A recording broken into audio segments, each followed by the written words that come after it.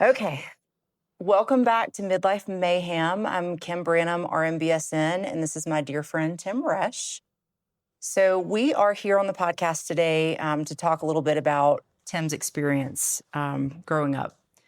And if you heard the podcast from last week, you heard my story with losing my mother. And let me start with how Tim and I met. Funny story. Tim's got lots of funny stories. So I had a meeting at Bird and Gym and stayed a few minutes after and met Tim and Mike. And Tim was so excited to tell me about his place where we are right now. So he was like, you have to come see it. You have to come see it. So my husband was out of town and I was like, okay. Right. So this is like November. And so we got in his ATV to drive up the mountain, which is what you do every day to get up to your house at the top of a mountain. And when we started going up the mountain, I thought I was going to die. And in my mind, I was like, okay, my husband doesn't know where I am because he's out of town and he's working. I didn't get to talk to my kids to tell them where I am, and this is it. But we made it, and here we are. Well, and we don't get snow that early that much, which was interesting because normally I have tracks on the machine when I know the snow's coming, but we hadn't gotten the tracks on yet, and I knew it was going to be an exciting ride, but just go fast. Yeah, go fast. Don't slow down. Don't slow down and Don't get slow stuck. down. Oh, my gosh. So we got up here, and one of the very first stories that you told me was about losing your family. Mm-hmm. And, of course, I immediately teared up, and he didn't know about my situation. But when we were talking, what was it, 2 weeks ago? And we were talking about starting your podcast. Yep. And Tim asked me, well, where do I start? What do I start with? And I was like, well, you start at the beginning. And that made me think about my beginning, which really felt like going through the loss of my mom. Mm-hmm. And so we thought it might be good to talk about his story and what he went through growing up and how he's here now as Mountain Man Tim. Ta-da! Ta-da! So Tim, tell us a little bit about your beginning. Like what comes to your mind when I just say, hey, tell me about the beginning? Well, I mean, how I got here, I lost my mom. My dad and mom divorced when I was 5. And then my dad remarried when I was 9, I think, maybe 10. And then my dad and my stepmom had summer vacations. And so we always go up to Lake George, New York. And so that was kind of a cool thing. But I was kind of a wild child. You know, after my mom left, I was mad and didn't know why. But as time went by, I found out why.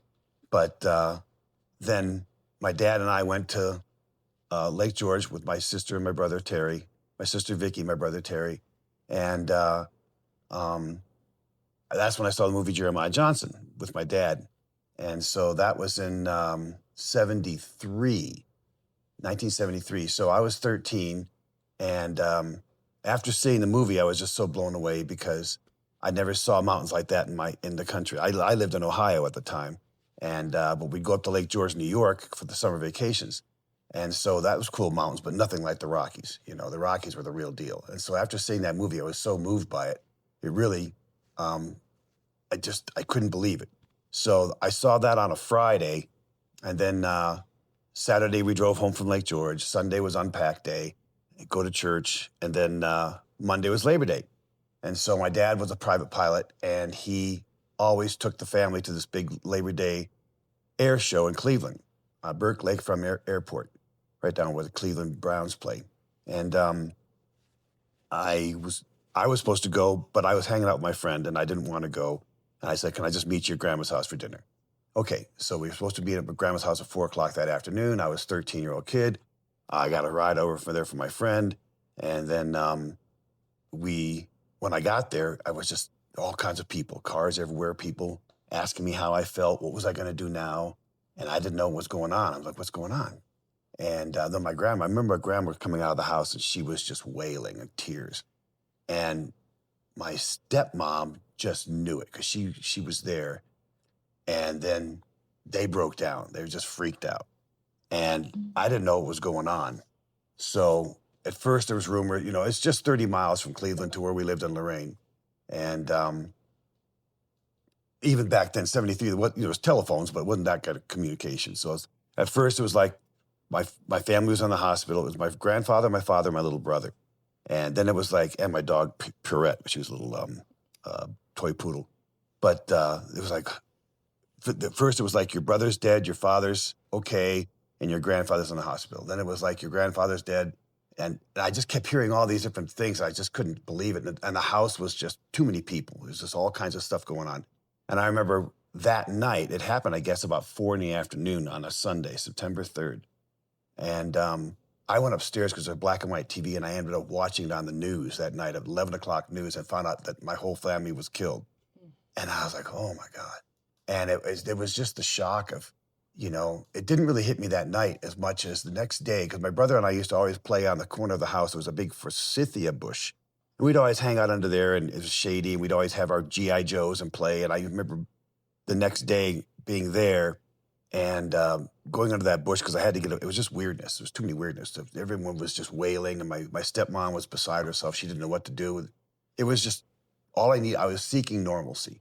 And so that happened on Labor Day. And then the following day, I went right to school. I think it was 8th grade. And people couldn't believe it. Like, why are you here? Why are you here? And, all that stuff has happened. I was like, man, I can't be there. It's just too weird. I have to get out of there. I remember I just seeked normalcy. I just wanted normalcy. And then that few days later, I remember sitting by that bush and I dug up one of the G.I. Joes in the dirt and started thinking like, oh my God, I can't talk to my brother ever again. He's gone. It's like, wow.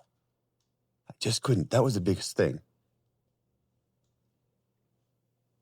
So the permanence of it all was what I couldn't get over. It's like, you never talk to him again? Really? And then and my dad had a good friend named Joe Baccia, and he came over a couple of days later, and he looked at me and he goes, Tim, you won't even understand this. This is not going to hit you for a long time.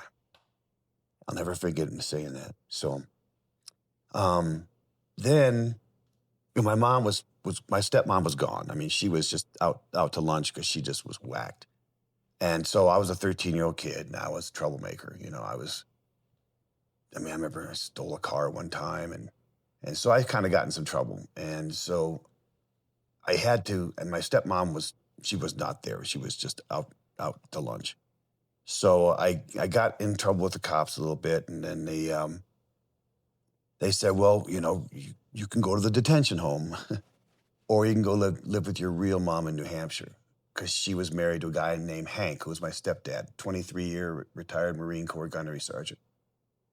And I didn't want to go to jail, but I didn't want to be around my mom either. But it was, lesser of two evils. So I chose, I think I was 14 when I ended up going up to New Hampshire. And my stepdad worked at Dartmouth College. He was a computer something or other. He ran a computer center for Dartmouth. And my mom was whatever she was. And so I lived there for my junior and senior year of high school, which was the best thing that could have happened to me because I got to get out of all the weirdness. I could reinvent myself with all these new friends and new people. And I was pretty gregarious. And I mean, when I was younger, I was an angry kid. But what saved me, I think, was I always talked about it. I talked to people older than me. Well, what did you do in this situation? I'm trying to find every shortcut I could so I didn't go get in any more trouble because I was sick of trouble. And I mean, trouble just finds me.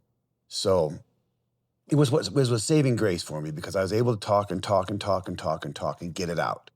As you didn't talk and talk and talk, I did. And it's, Here we are. Yeah, and here we are. Yeah, really.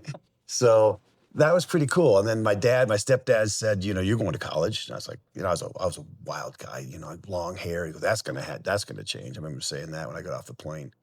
And so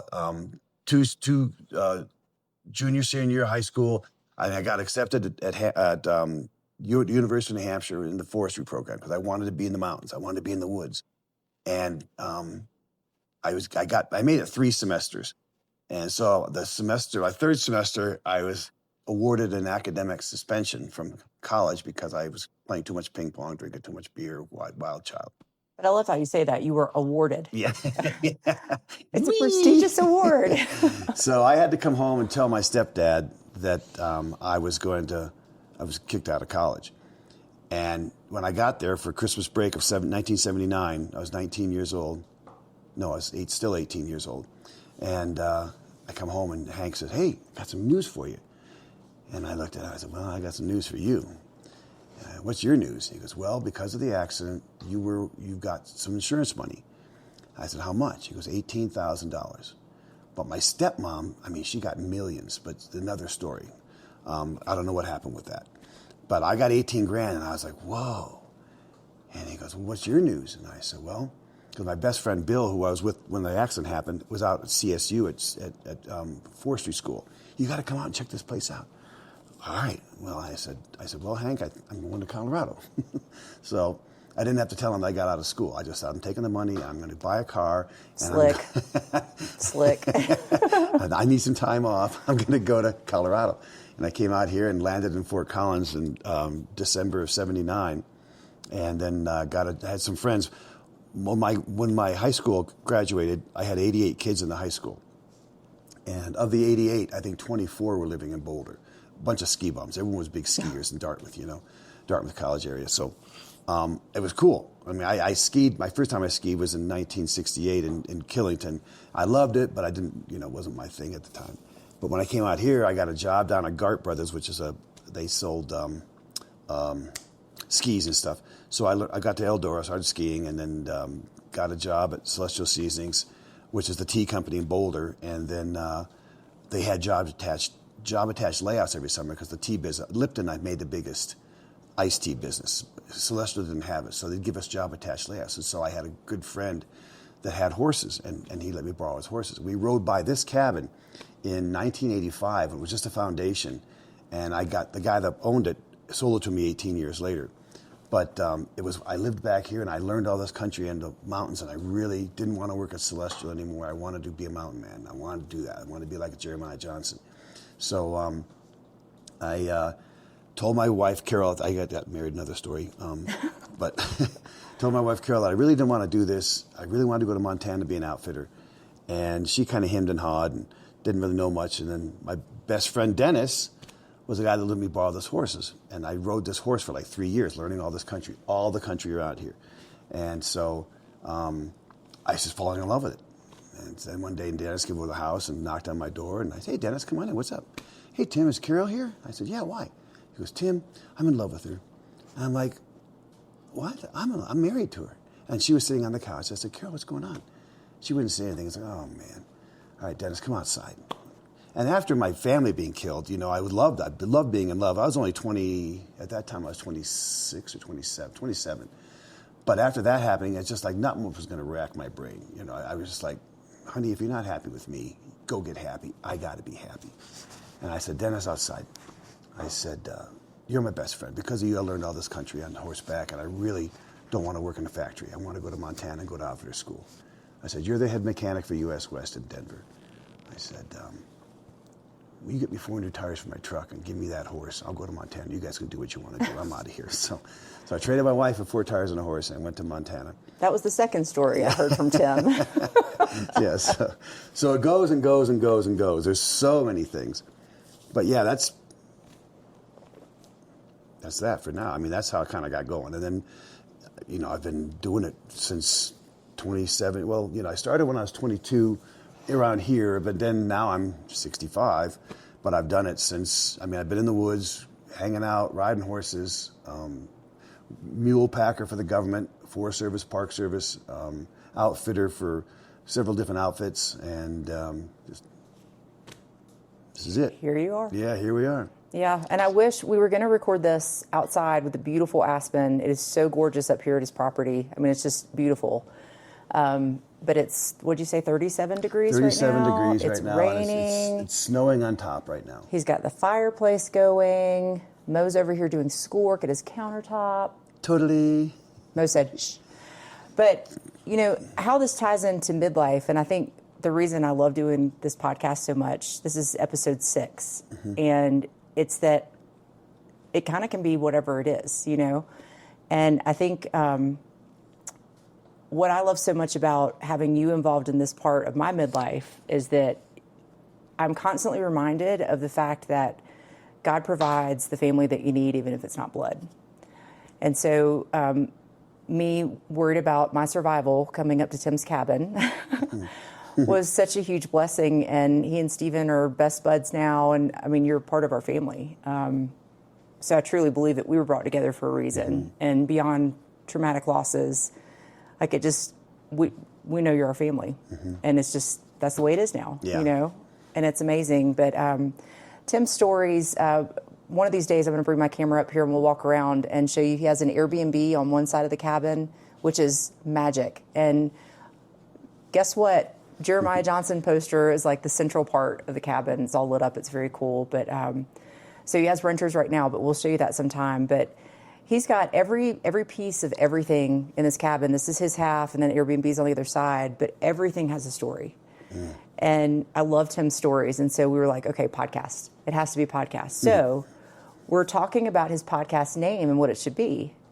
And tell me the idea that you had yesterday. Well, the idea, because my father said something when I was young that didn't sink in until afterwards, but he said, you know, Tim, whatever you do, think consequences.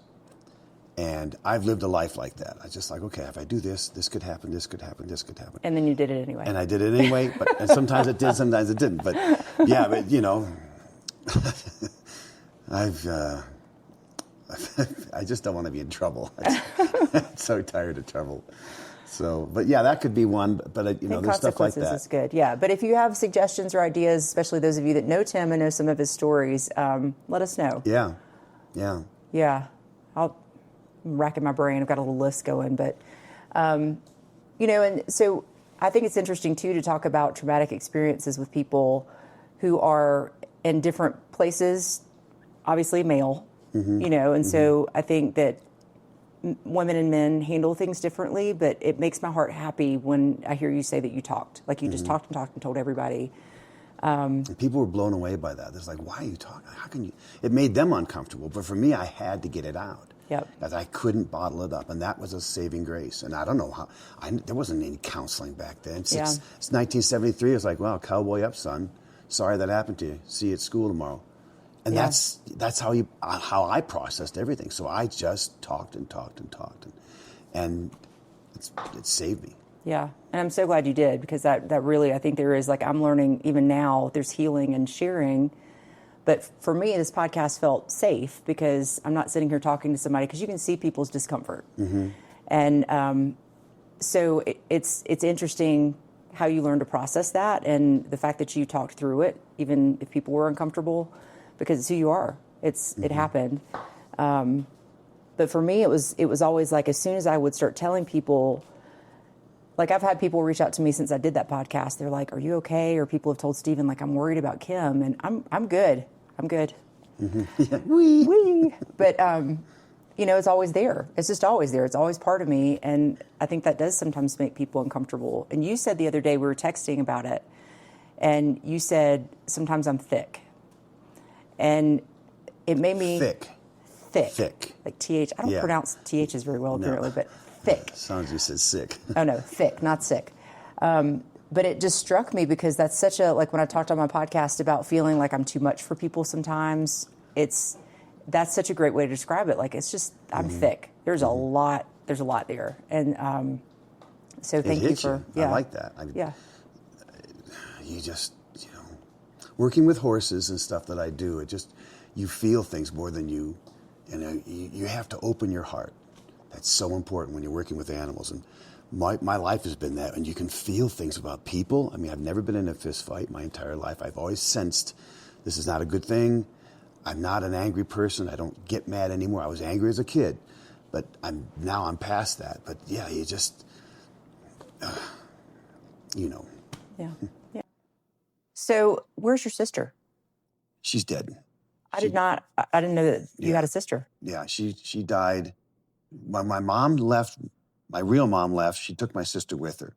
And then my real mom was really into, you know, other guys and stuff. And my sister was like 13, 14, something years old. And she would get my sister involved with all these other guys. And it was bad. It really wrecked her brain. She was a groom at a lot of the horse tracks. She worked for horses.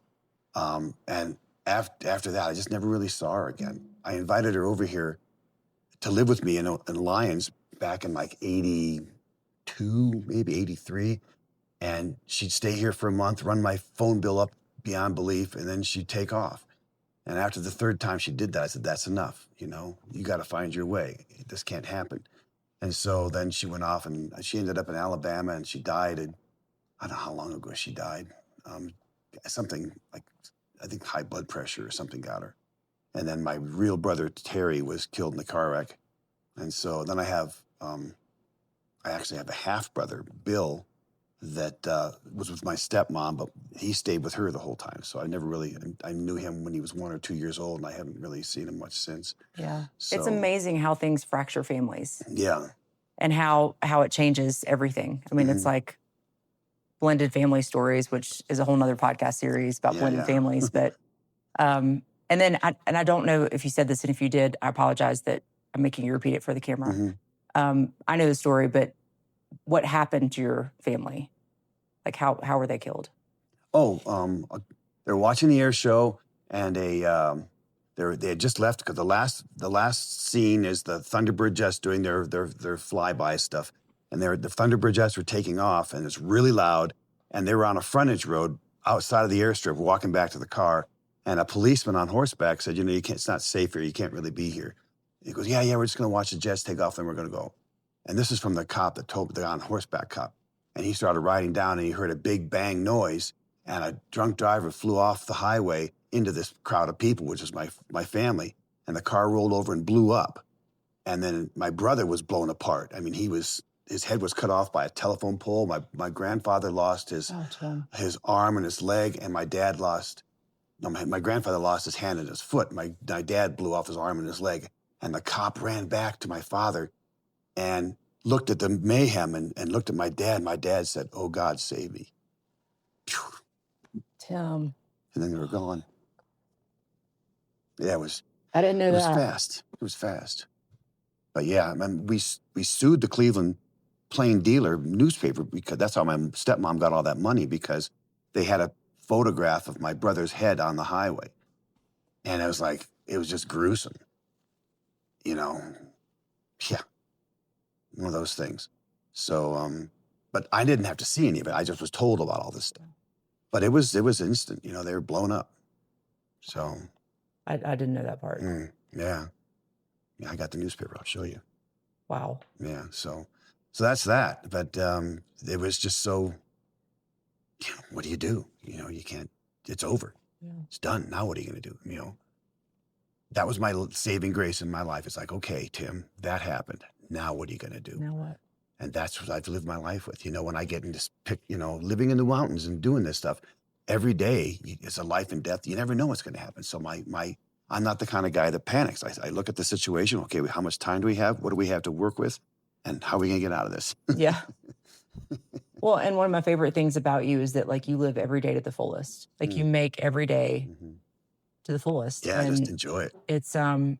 It's hard sometimes, or it's been hard for me. And I don't know if it's a woman thing, but sometimes when I get sad or if I start thinking about things, instead of thinking about the blessings that I have and, enjoying those and living each day up, it's I just go inward and I just I start hiding from people. I start, I retract from my friends. I retract from my family. And defense. But you inspire me every day when it's just the way you look at life. And I love it because it really makes me remember this. I mean, my family, my husband, my kids at home. And it's amazing. And it's so important. But my gosh, thank you for sharing your story. Yeah. And that's heavy. Yeah. Here we are. And here we are. The best thing on this earth to spend is time. And then when I graduated high school, we were given a little space that we could put anything we wanted for our senior graduation picture. And I put a little saying, and I've lived by it my whole life, which is, one thing you always know is you never know. And I learned that real quick. Yeah. And you said something yesterday. I typed it in my phone. I can't remember what it was. It was that monumental. It should be a t-shirt though. But you said something about you never know how you're going to impact people. Yeah. Or you never know how you're going to touch people. You never know how you're going to touch people. And you live that. I mean, and take every opportunity to, you're find just open. joy. Find joy in everything. Yep. We're not here that long. Yep. You know, 30,000 days is 82.1 years of life. Can I have 30,000 days? You're going to have like 60,000 days. I know. But wouldn't that be something? I mean, it's just like, so you got to make the best. I mean, find a way to enjoy being alive because it's just so short. Mm-hmm. Yep. I love you. Thank you for being part of our family. High five. Yay. That's a fist bump. I know.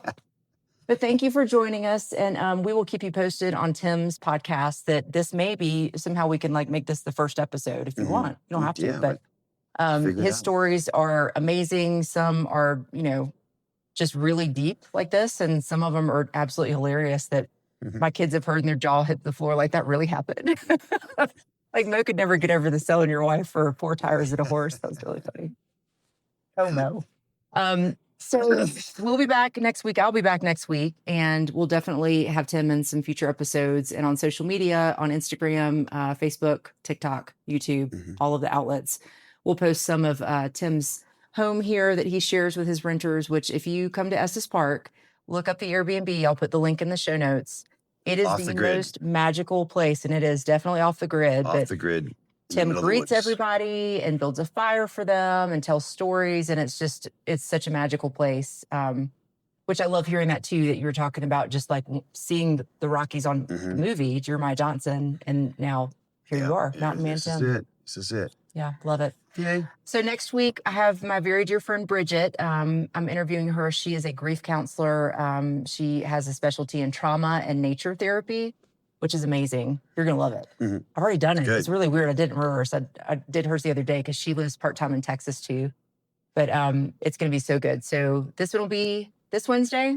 Bridget will be next Wednesday. And hope you guys will come back and join us.